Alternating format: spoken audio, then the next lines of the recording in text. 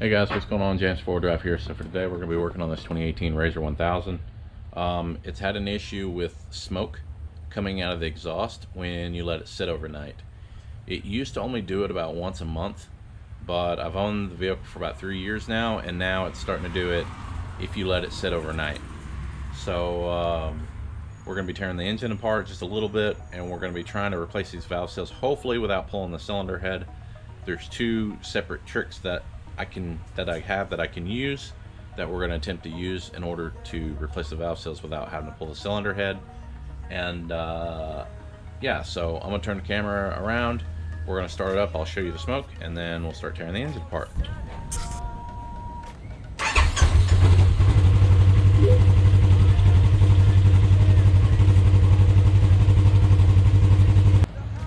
It's got 191 hours on it, and it's got 1,917 miles on it.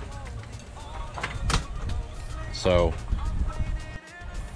alright, so in my application, I had to pull this little heat shield off, which there's two bolts here and here. They're both 10 millimeters. And then you have these little push pin clips where it fastens to the body.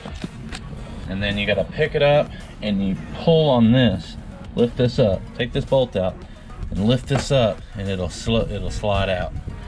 It took me a minute to figure out how to get the thing out of there, but it's out of there.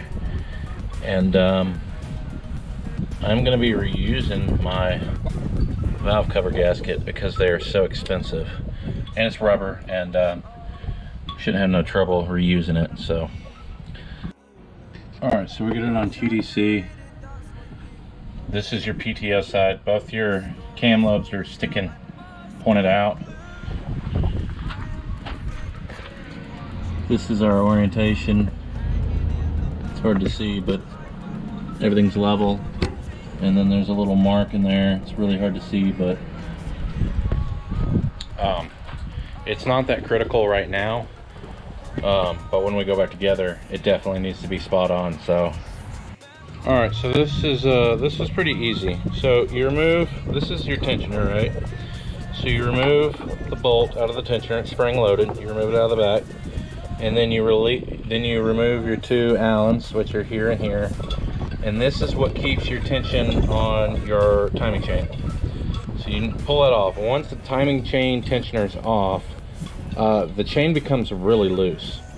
Then you remove your front guide with these two bolts. You remove your front guide. Then you remove this brace, this front brace. Then you remove your 4 screws. You pull one off, 4 screws, pull the other one off. And then you remove your 2 cams. You just slide them out under the chain. Then I took a screwdriver, stuck it through the chain, and I have it braced up here to where the chain won't fall back down in the motor. If it falls into the motor, you could probably use a magnet to drag it back out, but I don't even want to go down that road. Okay, so I'm mistaken. These don't actually have shims under them. The buckets themselves are different thicknesses. So this one says 485, 482, 482, and a 488. So these have different thicknesses. The main thing is take them off and put them back in the same position that they came from. Okay. So now we're going to get some compressed air, and we're going to pressurize these cylinders so that we can take these valve springs off. Sorry about the traffic coming by my house. It's a really busy part of the day. There's nothing I can do about it. We're doing our leak down tester. We're going to set this thing to 75 psi. Plug this in. Now the engine's going to want to spin, and it will. It spun a little bit on me. This pressure is gonna keep hold your valves up. Then take this tool. This come out of a valve spring compressor tool. That goes on there. Okay. Now this is gonna kind of be ghetto, but you gotta do what you gotta do. Go 2x4, slides over the end of that. Well, it's hard to do with one hand. I'll have the camera set up, you'll get to see how this works. But that goes in there like that, that goes up there like that. Then you take a pry bar, a long pry bar. I got a really big one. I'll show you if this will stay. I don't think it'll stay, but we have a very big pry bar right here, and it's gonna fit under the roll cage. Press down on this 2x4 assembly, suck the valve spring down, pull the keepers off, pull it off, pliers, long pliers, pull the valve seal off, put the new one on, put everything back together. I already did one. It took me forever because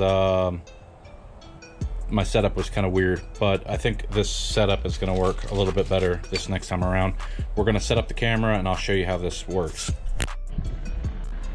All right, let's hope this goes over. Well, the first one was a little difficult. I will not deny that. I had a hell of a time getting it back together. Getting it apart was easy, but getting it back together was kind of difficult. All right, so we pressurize it. Put this on there. Put that on there. Okay. Get it lined up. Hopefully you can see that. We got our pry bar on there. Okay. We've got our magnetic tip screwdriver. We're gonna try to, oh, well, we just opened the. So what we're doing is it's actually opening the valve, the exhaust valve, so the air pressure is actually going out of the exhaust. We're trying to break it loose. One thing I can do is I can turn my air pressure up. We're going to turn that up to, if you can see that, about 95. And we're just going to try to break that thing loose. Let's see. Oh, come on. Come on. There it goes. All right, so we got it broke loose.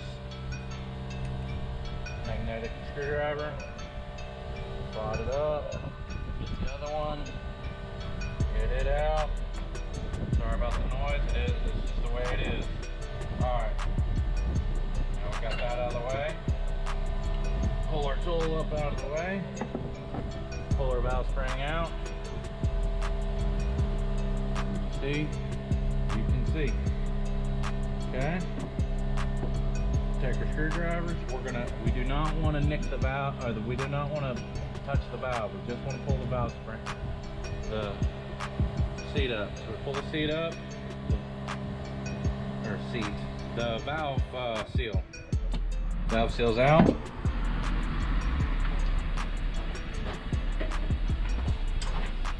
Take our new valve seal.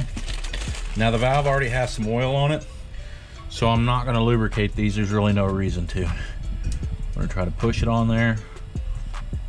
The name of the game here is to not open that valve,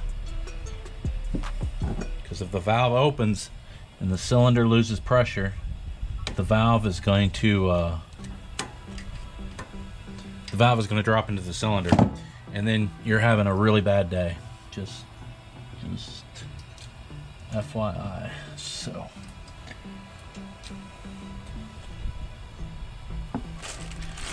okay. 2 hours later. Grease. Put it on the keeper.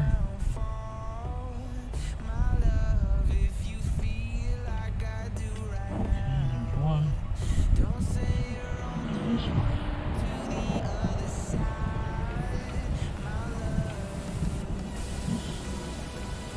This process is hard enough on like a workbench. It's totally another pain in the butt doing it on the engine.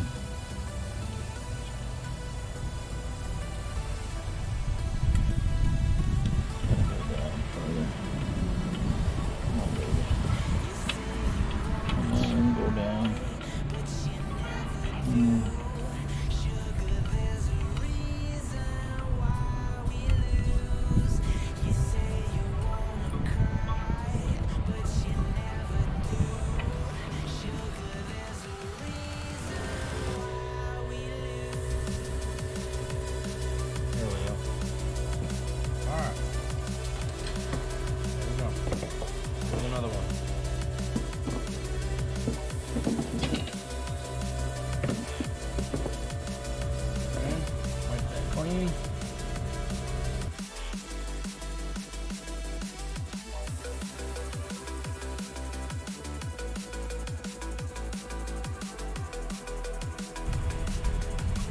So we're going to take a hose clamp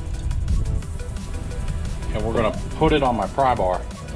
So this hose clamp's going to go on my pry bar, and that's going to give me like a stop that will keep this 2x4 from slipping off. So that's what we have as our stop. Slide that up about right there. Okay. Keep it from sliding while I try to tighten this up.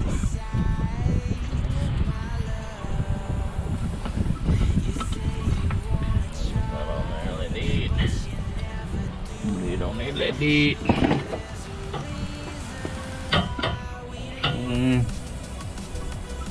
Maybe. 2 hours later.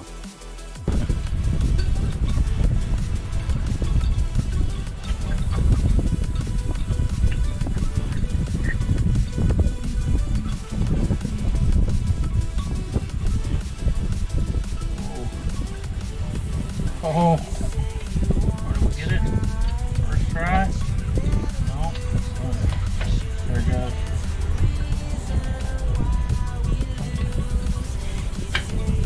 Perfect. I think we got it. Oh yeah, we got it. We're good. Sweet. 2,000 years later. So what you do is you put your exhaust cam in first, okay? There's a video on YouTube, I'll put a link to it, that kind of explains this a little bit better with the engine out. You put it to TDC, right? There's your mark. This little line, you put it right in the middle of the hole. And if you look, there is your exhaust cam gear. Notice how it's a little tilted. That's okay. That's not a big deal. When you put tension on it, it lines it up. See? Okay. So the only reason it's leaning over is because I don't have the other gear in. Okay. So once you get this set, then you're gonna take your intake gear and you're gonna fish it in underneath the chain. And you're gonna attempt to line this up as flat as possible within where it's located. You'll see what I'm talking about. Let me put this gear in and I'll show you what I mean.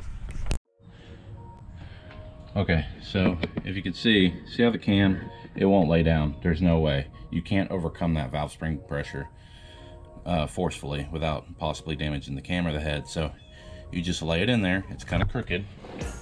And you line this up just like that, okay? You have to envision that if it were to be bolted down, it would be in alignment, okay? Now what we're gonna do is I'm gonna go over to the clutch and we're gonna turn the engine counterclockwise. And what it's gonna do is it's gonna spin both this cam and this cam, but it's gonna allow this cam to lay down into the head. Then you can put your caps on. So let's do that right now.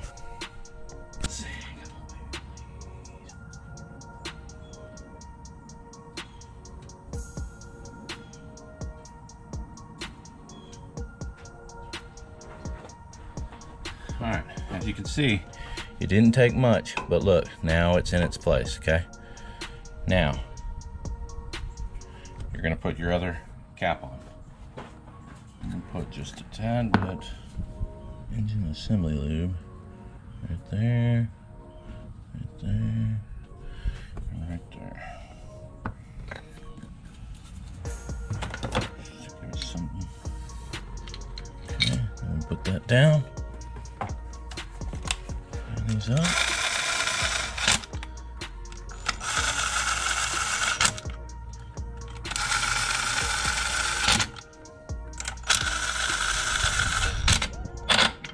Now we're going to put the tensioner in, okay? All right, so we're going to push this in and release the tensioner. All right. I am going to be reusing my gasket because I called around to all my local Polaris dealerships and not a single person has this gasket in stock. So we're just going to reuse this one. If it leaks, it can't leak that much. And I plan on buying a new gasket in the future, so it is what it is. All right, so we're gonna bolt this on. Then we're gonna put in our spring and our other piece. I might stick a screwdriver in here and just set some minimal tension, just to get a little bit of tension in this chain. Okay.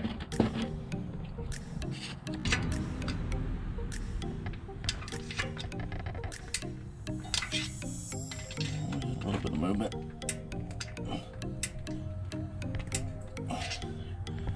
So, as you can see, we've taken up a little bit of slack. I only did it like 3 or 4 clicks, which should be sufficient. I don't want to overpower the spring. I just want a little bit of tension on the chain so that it doesn't jump when I go to turn the engine the other way. So put our spring in. This is hard to do with one hand, but basically put the spring in and then put your bolt in. All right, so we got our tensioner in, our cams are on. These aren't torqued, they're just snug. The next thing we're gonna do is we're gonna turn the clutch assembly counterclockwise. So we're gonna rotate it this way. And what that's gonna do is it's gonna put tension on this side of the chain and release tension on this side of the chain, which will allow the tensioner to push into it and lock out to where we get our chain tension. And we're going to turn this engine all the way over till we're back on our TDC, and we're going to recheck our cams and make sure everything is fully in alignment. Once you get it fully in alignment, the rest of it is easy. These can actually slide back and forth. The cams can slide back and forth if you just kind of lightly tap on it. With I wouldn't do it with a hammer. I would find a piece of wood or something, maybe on the back side of this, or maybe on the but find something very soft, and you can tap these and move them over to where you can put this on. Then your guide goes on the top, and make sure you torque everything down. And then that's pretty much it. So I'll come back when I have everything back in alignment where it needs to be, to double check and make sure. All right. So, because of the cam pressure, it keeps trying to turn the motor over, but there's your timing mark right in the middle. There's your gears right in the middle, lined up, intake and exhaust. So now we can put our cover on, put our valve cover on, put that sensor in, spark plugs, all that, and we can test it, make sure that it runs. So I'll come back in just a minute. The engine is back together. Everything is tight. We're gonna do a test hit real quick. If everything's good, then we'll put all the heat shields and everything back on. And I'm not gonna show that. I'm not gonna bore you with that. So let's hit the key. See what happens. Oh man, I'm so nervous. I am so freaking nervous.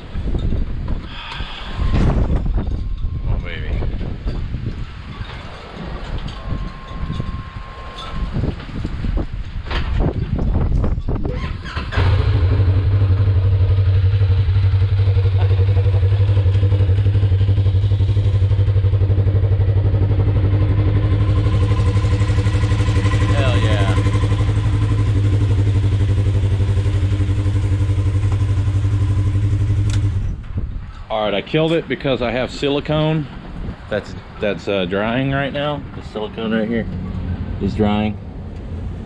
Another thing, when I was putting the sensor in, you need to coat that O-ring with some grease or it won't slide in, and then you risk damaging the O-ring and then it'll leak. But yeah, we got silicone right now. It's kind of smushing out. I'm gonna leave it.